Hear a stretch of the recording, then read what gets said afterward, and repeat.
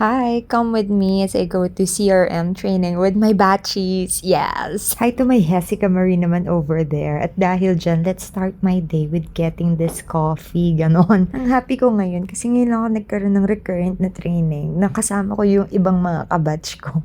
Kasi nung last time ako lang mag-isa eh. Napansin ko sa video na to, puro mukha ni Dap. Ba't ganon? Charas! Yes, may pasayaw-sayaw pa kami dyan. O diba? Pumarty sa training. Siyempre, ang highlight ng training, ng pagkain, kasi walang gagastusin.